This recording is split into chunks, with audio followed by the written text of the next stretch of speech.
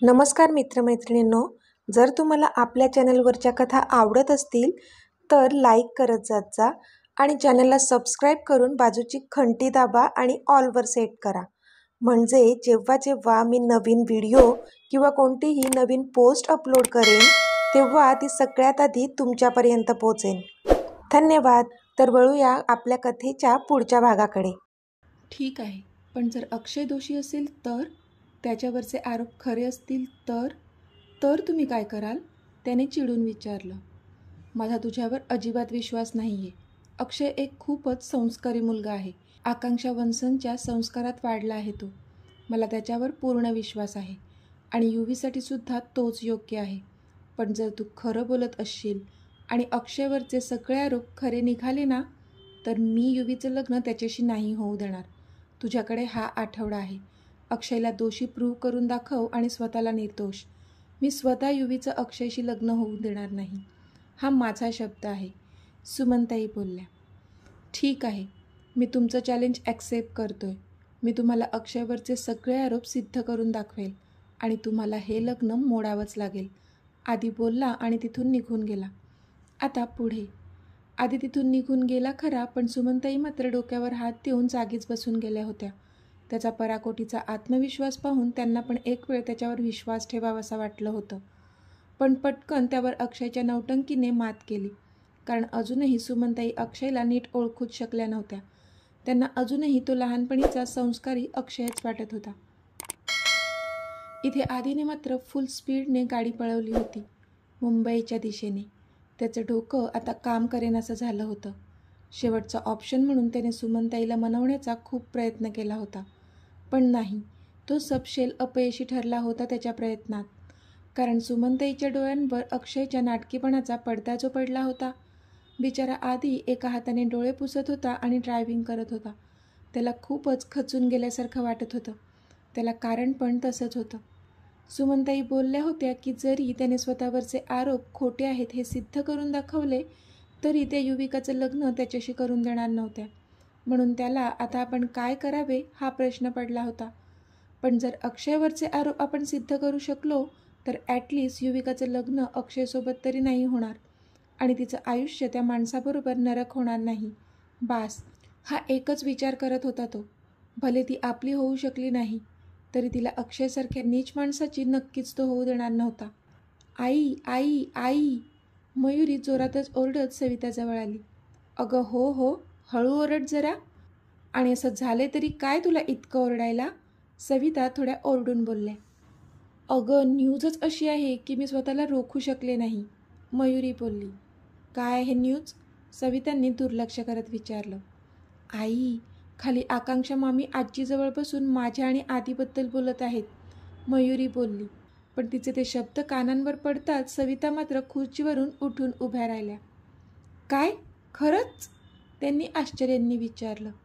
हो अगं, मी आत्ताच तिथून आले, मयुरी बोलली.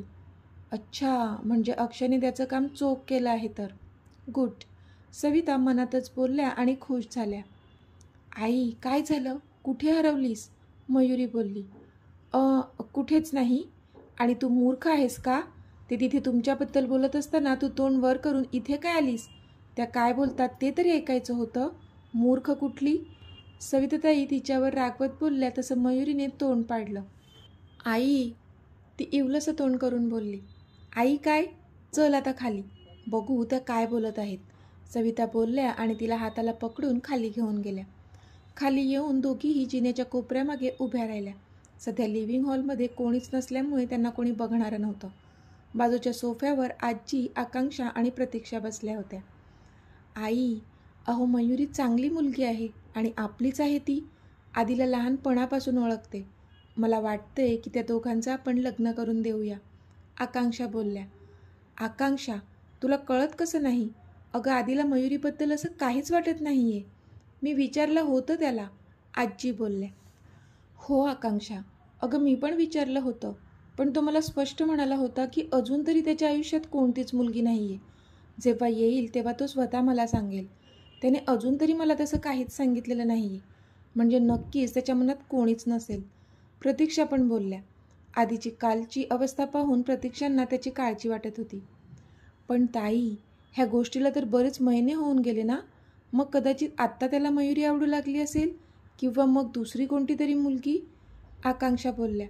त्यांना जसं अक्षयने सांगितलं होतं त्यावरून माहीत होतं की आधीला मयुरी आवडते, पण त्याचं नाव त्याने घ्यायला सांगितलं नव्हतं म्हणून कोड्यात बोलत होत्या त्या. इथे आजीला मात्र टेन्शन आलं होतं. आधीच माझा पनीर टिक्का युविका आणि अक्षयच्या लग्नाला घेऊन टेन्शनमध्ये आहे, आणि आता पुन्हा हे नवीन टेन्शन त्याला देऊ वाटत नव्हतं त्यांना. मी काय म्हणते, आपण आधीलाच विचारूया ना की त्याला कोणती मुलगी आवडते का, किंवा मग त्याला मयुरीशी लग्न करायचं आहे की नाही ते. आजी बोलल्या, कारण त्यांना 100% खात्री होती की आधी ह्या लग्नाला नकारच देईल. हो चालेल आई, आपण आधीला विचारून बघूया. आपण आधीला विचारून बघू तो काय म्हणतोय. म्हणजे कसं ना, जर त्याने हो सांगितलं तर अक्षय आणि युविकाच्या लग्नानंतर आपण त्याच्या लग्नाचा पण मुहूर्त काढू, नाही का. आकांक्षा खुश होत बोलल्या. बरं, आजी बोलल्या, पण त्यांच्या चेहऱ्यावर नाराजी स्पष्ट झळकत होती. प्रतीक्षा पण नाराज होत्या, कारण त्यांनी काल आधीची अवस्था काय झाली होती ती पाहिली होती. तो नेमका कशामुळे डिस्टर्ब असेल हे अजूनही त्यांना कळलं नव्हतं, म्हणून त्यांना त्याची काळजी वाटत होती. इथे जिनेच्या मागून त्यांचं सगळं ऐकणाऱ्या सविता आणि मयुरी मात्र आता एकमेकींकडे पाहू लागल्या होत्या. त्यांच्या पण चेहऱ्यावर नाराजी स्पष्ट दिसत होती, कारण जर हे आधीला विचारणार असतील तर नक्कीच आधी ह्या लग्नाला नकार देईल माहीत होतं त्यांना. म्हणून आजींनी आधी जर होकार दिला असता तर कदाचित त्याने सुद्धा हो म्हणण्याचे चान्सेस जास्त होते. पण आता सगळ्या कृतीवर पाणी फेरलं गेलं असं त्यांना वाटत होतं, आणि म्हणूनच त्यांचे चेहरे पण पडले होते. परीच्या बाबांनी दिलेल्या इन्स्ट्रक्शन्सवरून रियांशने गाडी आता परीच्या बिल्डिंगसमोर आणून उभी केली. ती एक 7 मजली इमारत होती. आम्ही इथेच राहतो, चला, परीचे बाबा बोलले तसा रियांश त्यांच्या सोबत गेला. लिफ्टमध्ये चढल्यानंतर परीच्या बाबांनी 4 नंबर प्रेस केलं. तशी लिफ्ट 4थ्या मजल्यावर येऊन थांबली. त्यांनी दारावरची बेल वाजवली तसं परीच्या आईने दार उघडलं आणि हसून त्यांचं स्वागत केलं. परीच्या बाबांनी आधीच परीच्या आईला सगळं सांगितलं होतं. नमस्ते, रियांशने त्यांना ग्रीट केलं. नमस्ते, प्लीज कम. परीच्या आईने रियांशचं स्वागत केलं. तसा रियांश हसून आत आला. आशा, अगं मी तुला सांगितलं ना फोनवर, ह्यांनीच त्या बाईचा जीव वाचवला, परीचे बाबा बोलले. खूप चांगलं काम केलं हो तुम्ही, नाहीतर आज सख्खे लोक पण मदतीला धावत नाहीत, त्यात तुम्ही अनोळखी असूनही त्यांची मदतच केली, परीची आई बोलली.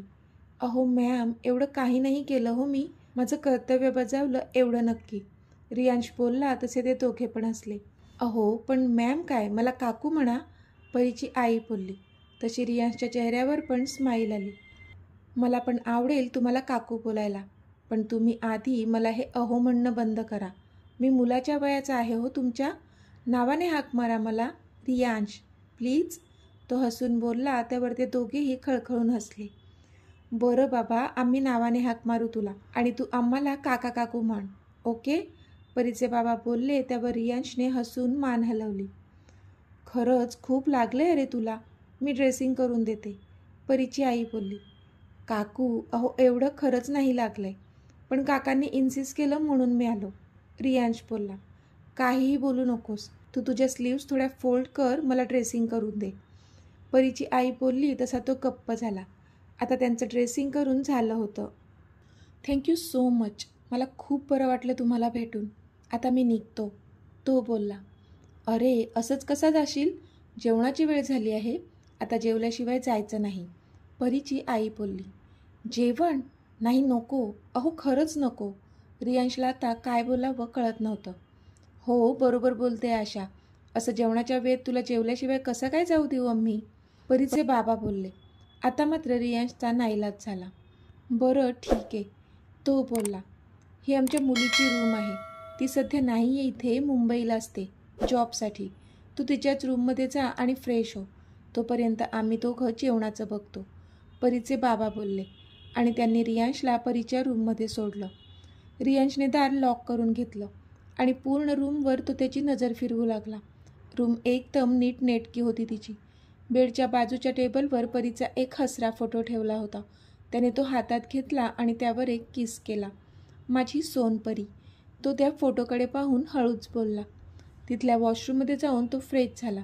आता रूममध्ये येऊन तो तिच्या बेडवर आडवा झाला तिथेच एक टेडी बिअर पण होता. त्याने तो कुशीत घेतला. माझी परी आधी इथेच झोपत असेल. ह्याला मिठीत घेऊन, wow, I love you so much sweet heart. तो टेडी बिअर छातीशी खट्टावळत बोलला. त्याने त्याचा फोन घेतला आणि परीला व्हिडिओ कॉल केला. ऋषी, किती वेळ यार, कधीपासून तुझ्या फोनची वाट पाहते मी, आणि तू आत्ता कॉल करतोयस मला. फोन उचलल्या उचलल्या तिची प्रश्नांची सरबत्ती सुरू झाली. पण तो मात्र निवांत त्या बेडवर झोपला होता आणि त्याच्या कुशीत तिचा तो टेडी होता. एक मिनिट, तू तू कुठे आहेस आता? त्याच्या कुशीत तो टेडी बघून ती चांगलीच शॉक झाली होती. गेस, त्याने विचारलं आणि तिची पूर्ण रूम तिला दाखवू लागला. तसा तिला तर 440 वोल्टचा झटका बसला, कारण तिला कळलं होतं की तो तिच्याच घरात तिच्याच रूममध्ये होता सध्या. ऋषी, तू माझ्या घरी आहेस? पण कसं? ती अक्षरशः ओरडलीच. अगं हो, किती जोराने ओरडतेस.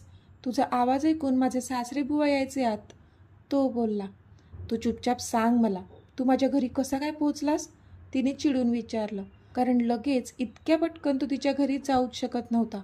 तिचे बाबा असं पटकन कोणावरही विश्वास ठेवणार नाहीत माहीत होतं तिला. चुपचाप कसा सांगेल मी, तो बोलला. ऋषी, नाटकं नको आहेत, ती चिडून बोलली. ओके बाबा, चिल, सांगतो सगळं, असं म्हणत रियांशने आज काय घडलं ते सर्व तिला सांगितलं. आणि ते ऐकून तिने तोंडावर हात ठेवला. खरंच असं घडलं? तुला जास्त नाही ना लागलं? बघू दे मला तुझा हात, ती बोलली. तसं त्याने बँडेज केलेला हात तिला दाखवला. जास्त लागलंय का रे, तिने काळजीने विचारलं. आता बरं आहे मी, सासूमाने प्रेमाने बँडेज केलेलं आहे, बरं होईल ते, काळजी नको करू, तो बोलला. तसे तिचे डोळे भरून आले. तिला खरंच खूप छान वाटत होतं की तिचे आई बाबा रियांशी छान बोलत होते आणि काळजी घेत होते त्याची. परी, बघितलं, मी काहीच केलं नाही, हे सगळं आपोआपच घडलं, ते पण देवाच्या दारासमोर. देवाला पण हेच वाटतंय की आपण एक व्हावं, म्हणून कदाचित देवानेच घडवून आणलं असेल हे, तो बोलला. तशी हसली ती. तो जसं बोलत होता त्यामुळे तिला पण आता पॉझिटिव्ह फील होऊ लागलं होतं. आय होप सो, ती बोलली. सगळं नीट होईल, काळजी नको करू. चल बाय, आता ठेवतो हां, मला जेवायला जायचं आहे, बाहेर सासू सासरे वाट बघत आहेत माझी, तो बोलला. तशी हसली ती. आय मिस यू, ती बोलली. I miss you too dear. सध्या ह्यालाच मिठीत घेऊन तुझी कमी पूर्ण करतोय, पण तिकडे आल्यावर सगळा हिशोब तुझ्याकडून पूर्ण करणार आहे मी, ओके? तो तिचा टेडी तिला दाखवत तोंड बारीक करत बोलला. बावळट कुठला. I love you, bye dear, ती हसून बोलली. तसा तो पण हसला.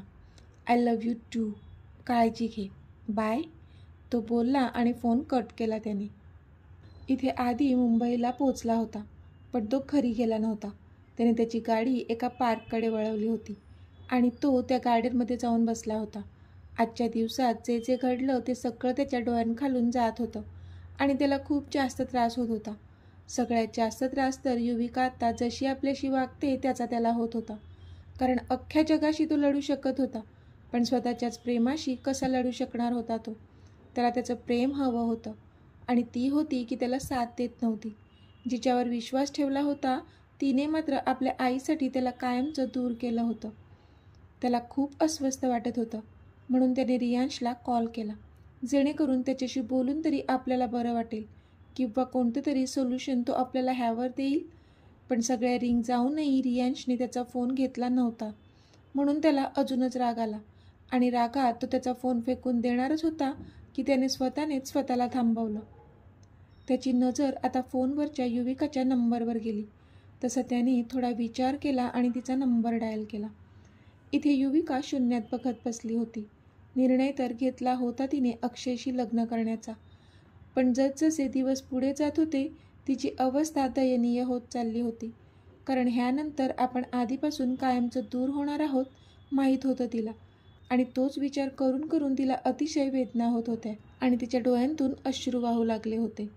इतक्यात तिच्या बाजूलाच पडलेला तिच्या फोनची रिंग वाजली. तशी ती भानावर आली आणि नाराजीनेच तिने त्या फोनकडे पाहिलं, पण फोनवर आधीचं नाव बघूनच तिचा मलूल चेहरा खुलला आणि एखाद्या अधाशासारखी तिने त्या फोनवर झडप घातली. रिंग वाजत होती आणि ती मात्र त्या फोनवर झळकणाऱ्या त्याच्या फोटोकडे एकटक पाहत होती.